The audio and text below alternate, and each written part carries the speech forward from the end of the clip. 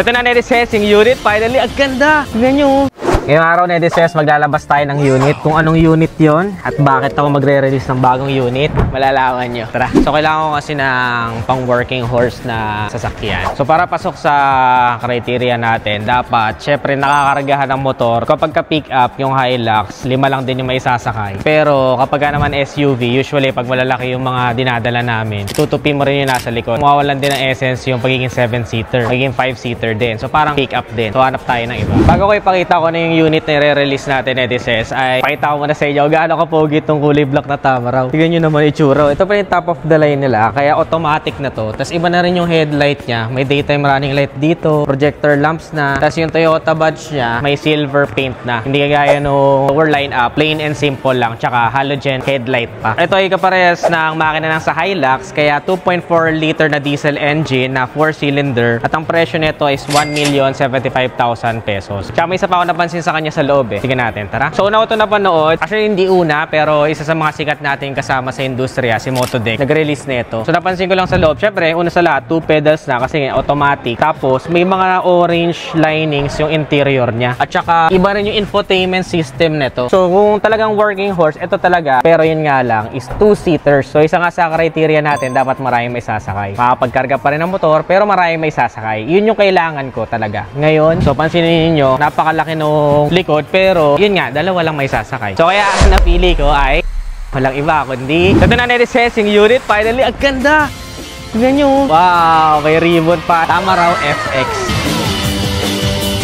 By the way, si Lars pala, yung ating agent. Kontakin nyo lang siya, dyan yung contact number niya. Ayan, o, di ba? Pogi, no? So, kasi dapat talaga, ang una kong bibilin is yung isang brand. Kaya nga lang, may stereotyping kasi dito sa Pilipinas na kapag nakikita yun, ay para medyo pang-deliver talaga yung itsura niya. Well, this one, kung makikita nyo, may likod siya. Pero dahil nga yung sa itsura or bagong design ng Tamaraw, parang meron siyang pang-profiling eh. Especially nung time na nakita ko siya dun sa isang post na ginawa siyang bridal car. So, ibig sabihin, meron siyang certain dating talaga sa masa na pang-profile na hindi lang siya basta pang-deliver working horse, pero alam mo yun, may dating eh, pagka lumapag ka eh, di ba? So, yun yung isa sa mga decision ko kung bakit ito yung napili ko. So, di ba rin makapaniwala? Share ko sa inyo kung paano ko nabili ito ah. This will be my everyday vehicle kasi kung napapanood nyo ako sa social media, si Bolen, yung aking Honda Civic RS, yung pang-daily ko, and medyo nalalaspag na talaga siya at may mga lugar na hindi na siya applicable na dalhin doon. Unlike ito, wala tong arte, anytime, anywhere, pwede mo siyang dalhin, pwede mo pang gawing camping utility van, di ba? So yun sa mga plano ko eh. Pero tingnan natin, medyo magastos yun. Pero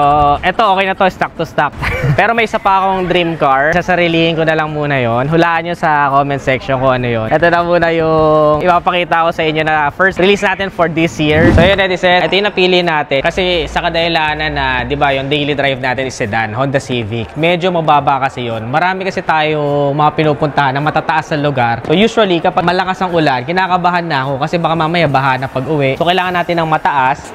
At the same time, pwede magkarga dito ng motor. Pakita ko sa inyo yung likod. So, ito yung likod niya. Sinasabi ko sa inyo. Napakalapad kasi ng likod niya. Kaya para sa akin, alam kong pwede siyang kargahan ng motor. Hindi man yung mga big bike. Ang pinakamalaki ko lang na big bike is yung Fortress 400. Anong nakaraan, naisampa rin namin yon sa L300. So, last year, lagi na akong gumagamit ng L300. Kaya napatunayan ko na talagang gagamit ko siya every single day. At the same time, pwede ka na magkarga ng motor. Sobrang dami pang tao may kakarga. So, sa tansya ko is 7 yung may kakarga nito. So, around 14. Depende pa kung manipis ba yung sasakay or malapad. So, basta around 14 na kasize ko, kasyang-kasya dito. And then, dalawa sa unahan. So, total of 16, kasyang-kasya sa capacity ng Tamaraw FX. Diba? So, kaya ito yung napili ko kasi talagang useful siya. Working horse, magagamit mo. At saka yung sinabi ko na nakaraan, na deciding factor ko lang naman is yung dual AC. Siyempre, kailangan yung mga angkas mo dito. Kung medyo malayo-layo yung biyahe. Especially ako, may team ako. Tapos, sa vlog ni OBR Lourdes, palagi kami yung nagtatravel kung saan-saan. Gusto ko na comfortable sila kahit papano. Kahit na hindi kagaya ng van. Yung van kasi, isa sa option ko, kaya nga lang, yun nga, hindi nga tayo makapagkarga ng motor unless medyo hassle pa na babaklasin mo yung mga upuan kung magkakarga ka ng motor. Ito isang to, wala na. Iangat mo lang yung mga upuan. Pwede ka na magkarge. So, may business din tayo. So, magagamit din natin siya for business purposes. Alright, bago pa tumaas ang kilay ng ibang natin na Nedises dyan na masasabi na, ayan ka na naman, hindi ka na nadala. Bibili ka na naman ng mga bagay-bagay. First of all, noong 2024,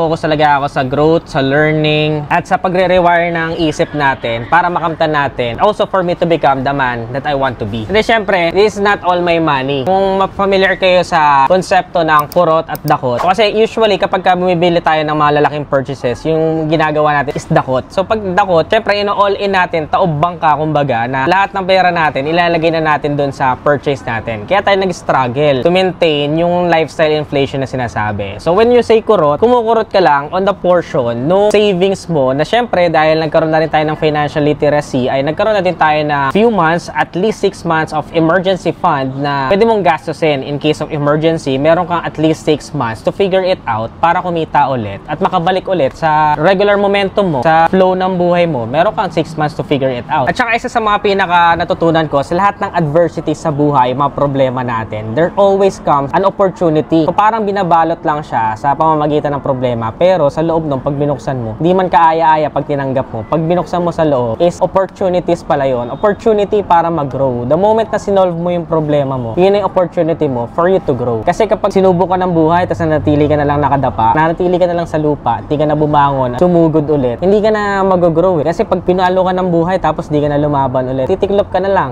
hanggang doon ka na lang. So for me, ako, ang action plan ko is to attack.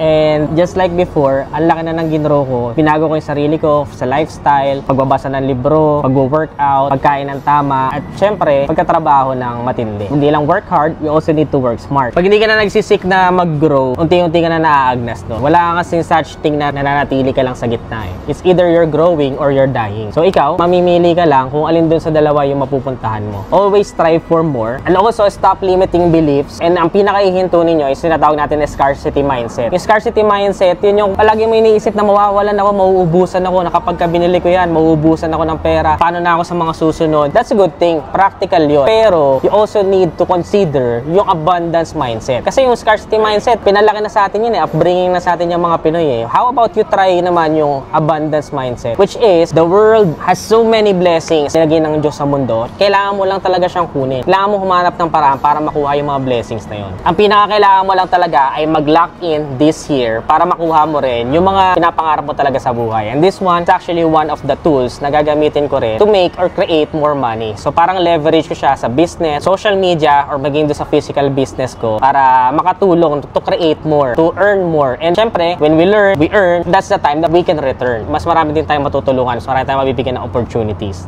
And last, commit your way to the Lord, trust in Him, and He will do this. Take delight in the Lord, and He will give you the desires of your heart. Yun lang, netizens. Thank you so much for your support. At dahil sa supporta ninyo, kaya patuloy tayong nagsiserve sa tao, nagbibigay ng mga informative vlogs. At sana nagsilbi akong inspirasyon sa vlog na to. So this time around, I'm quite emotional. I'm very happy. And I'm not doing this to brag, but to inspire. Sa mga kaedad ko, sa mga kabatch ko, at sa mga iba pang sumusunod sa akin, wag na wag kayong mape-pressure. I'm only doing this kasi alam ko merong isa dyan na pwedeng maging dahilan ako na nakapanood lang ng video to change their life. So, ayoko ipagdamot yung pagkakataon na yun. Kaya ako ginagawa ito. Maybe I can inspire one of you netizens ko na baguhin yung buhay nila. And also to strive for more, mangarap ng mataas at kunin yung pangarap na yun. Huwag kayong mape-pressure. Ang buhay ay mahabang karera. Minsan nauuna, minsan nauhuli. Take time, okay? Just chill, reflect, and also bigay mo lahat kay God para happy, win-win situation lang. Again, this is Adriano. Always keep it cool and ride safe always.